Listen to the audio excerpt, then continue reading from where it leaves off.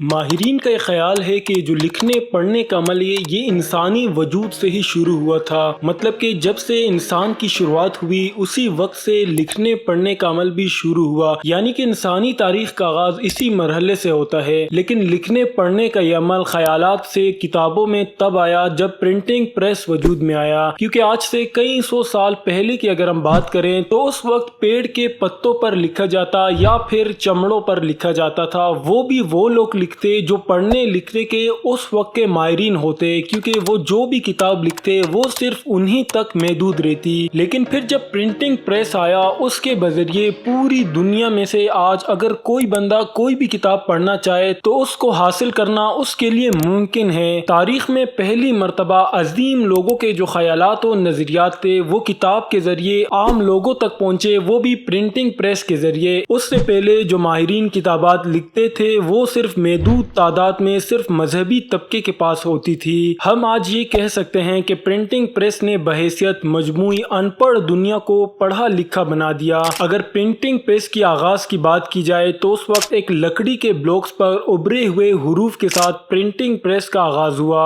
ان blocks کے اندر مخصوص ترتیب سے سیاہی لگائی جاتی اور پھر کاغذ کی شیٹ پر لگا دیا جاتا۔ آج بھی ہمارے ہاں کڑھائی کے چھاپے لگانے کے لیے یہی طریقہ استعمال ہوتا ہے۔ اس کے بعد فریم کو اٹھانے پر حروف کی ایک نقل کاغذ پر آ جاتی، لیکن اس کے بعد ٹائپ کے ذریعے پرنٹنگ نے ایک شخص کو بہت سے افراد کا کام کرنے کے قابل بنایا۔ کوئی شخص ایک دن میں وہ کچھ تیار کر سکتا تھا جسے اگر ایک کتاب پر اس وقت اکیلا لکھا جاتا تو قریب اسے 1 سال تک کا سمے لگ جاتا تھا۔ لیکن لکڑی کے بلاکس کے ساتھ ایک مسئلہ تھا، وقت اور استعمال کے ساتھ ساتھ وہ خراب ہو جاتے اور نئے بلاکس بنانے پڑتے۔ ایک جرمن پرنٹر جوہانس گوٹبرگ نے ایک سانچے کی مدد سے دھات کے حروف بنائے جو بہت دیر پا ثابت ہوئے اور انہیں بار بار استعمال کرنا بھی اب ممکن ہو چکا تھا۔ در حقیقت پرنٹ کیے ہوئے مٹیریل کو مشینی انداز میں دوبارہ چھاپنے کا یہ طریقہ اس قدر کارآمد تھا کہ مزید 500 سال تک اس میں کوئی تبدیلی نہ ہوئی۔ 1455 میں گوٹبرگ بائبل مین سے شائع ہوئی۔ اسے پہلی بار بہت بڑی تعداد میں شائع کیا گیا۔ گوٹبرگ کو اسے مکمل کرنے میں قریب 2 سال تک کا سمے لگا۔ اس کی انوینشن کی وجہ سے پرنٹر نہ صرف انفرادی حروف کے سانچے بنانے بلکہ انہیں متوازن لائنوں کی صورت میں ترتیب دینے کے بھی قابل ہو چکے تھے۔ وہ بہت سے حروف کو